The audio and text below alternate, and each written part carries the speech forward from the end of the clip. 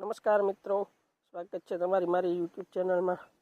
મિત્રો આપણે આજે બપોર બાદ 4 વાગે ઘઉંમાં ત્રીજું પાણ ચાલુ કર્યું છે।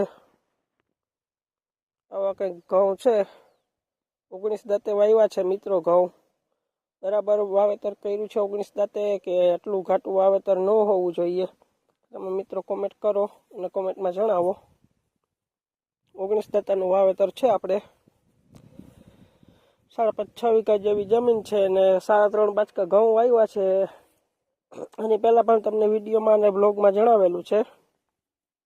ત્રીજા પાણમાં આપણે યુરિયા ખાતર આપ્યું છે। તમને બતાવું, યુરિયા ખાતર આપ્યું છે ને ઘઉં કંઈક આવા દેખાય છે। આ બાજુ આછી જમીન છે એટલે થોડાક પાખા ઉગેલા એવું દેખાશે।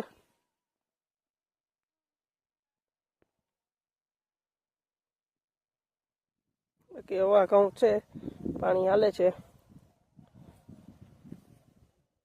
મિત્રો। 19 દાંતાનું વાવેતર બરાબર કહેવાય કે ઘાટું કહેવાય? તમે મિત્રો કોમેન્ટમાં જણાવો। વિડીયોને લાઈક કરો, શેર કરો। મિત્રો પ્લીઝ ચેનલ સબસ્ક્રાઈબ કરો। બાકી આ બાજુની જમીન જો આવા ઘાટા ઘઉં ઉકેલા છે 19 દાંતે।